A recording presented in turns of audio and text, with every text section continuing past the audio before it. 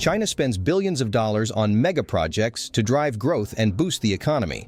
However, not all of these become successful. Most of the time, their construction projects are either halted or have never been used even after completion, and their money just goes to waste. There are around 687 cities in China, and the real estate industry is responsible for 29% of the nation's gross domestic product. The Chinese real estate market has been receiving much media attention due to the Evergrande debt issue, which is estimated to be worth $300 billion. However, this is not the only significant challenge that the housing sector in China is now experiencing. As per recent research, over 20% of all urban housing properties in China, which amounts to approximately 65 million units, are unoccupied. Large portions of towns such as Tianducheng, Temp Town, Binhai, and many more are included in this 20%. These failed megaproject cities in China are characterized by their well-connected roads, infrastructure, skyscrapers, and a variety of public places. Nonetheless, they are very underpopulated and include large regions devoid of inhabitants. Keep watching until the end of this video to see China's failed megaprojects that are worth billions.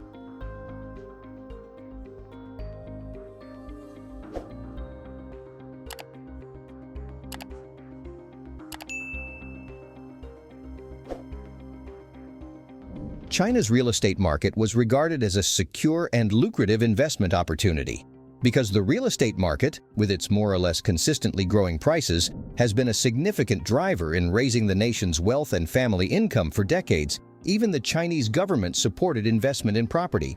This real estate-driven economy is a result of the nation's constitution, which is why the communist government can amass sales revenues that amount to billions of dollars from the sale of land and the profits of the property market.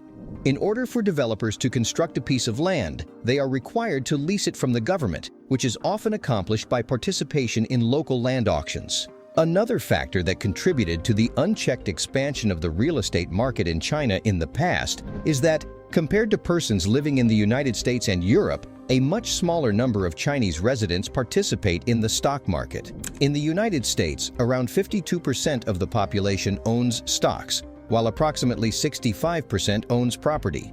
Only around 7% of the population in China owns stocks, yet about 90% of the population is a homeowner. This includes 70% of millennials who want to purchase more investment homes shortly. In addition, real estate assets in China make for a significant portion of overall family wealth because of the speculation that occurs in investment property. It is possible to get an idea of the real estate development's magnitude in the nation because the quantity of concrete that the United States used during the whole of the 20th century is less than what China used up in 3 years alone between 2010 and 2013. For many years, the bubble in the Chinese housing market caused property values to rise, and developers were frantically trying to construct an increasing number of units. However, the demand for units has recently decreased due to various issues, including the diminishing affordability of houses, the aging of the population, and the slowdown of population expansion.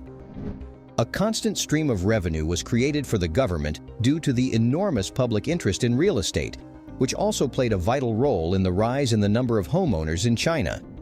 This also resulted in the formation of some failed megaproject cities and towns, which came into being as a consequence of unregulated urbanization and building activities that took place across the nation. In comparison, China has been creating more than 10 million residential units yearly, while Europe and the United States are responsible for constructing around 3 million houses per year. There are a significant number of individuals in China who continue to purchase freshly created real estate as investments, even though most of them already own property and do not need a new place to live. A supply-demand mismatch, which is also thought to be one of the causes of the Evergrande issue, is created by excessive urbanization in China.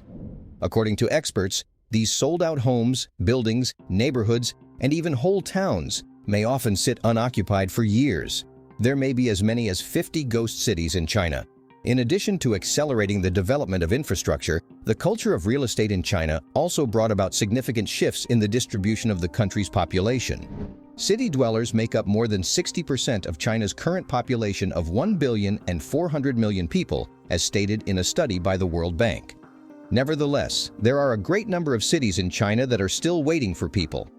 Tianducheng, situated around 2 hours west of Shanghai, was designed to seem like a smaller version of Paris. It is a popular location for wedding photography sessions among couples. Renaissance fountains, gray Parisian facades, cobblestoned lanes, and a 300-foot Eiffel Tower are some of the features that can be seen in this town that was designed to accommodate a population of 10,000 people. Even though it had been constructed in 2007, the city had just 2,000 people by 2013, and at that point, it was being referred to as a ghost town. On the other hand, recent statistics indicate that there are now more than 30,000 people living in Tianducheng, and the city's population is exhibiting a tendency to increase. Ordos. In the Inner Mongolian area, the Kangbashi district of the prefecture-level city of Ordos was constructed to provide housing for 300,000 people. However, for a considerable amount of time, this location was home to just around 2,000 people, and a significant portion of the region exuded the atmosphere of a vast and deserted post-apocalyptic world. The well-known series Ordos, A Failed Utopia, and The Unborn Cities have utilized this abandoned metropolis as a subject of their photographs. It has been reported that over the last several years, the government of China has relocated several of the most prestigious educational institutions in the nation, including both schools and universities, to the Kangbashi district. Since the restrictions oblige parents who wish to send their children to certain schools to own property inside the district, the region has been swamped with new inhabitants. Tonghui Town was constructed to attract visitors, and its architectural style seems inspired by the streets and buildings in Switzerland and Italy.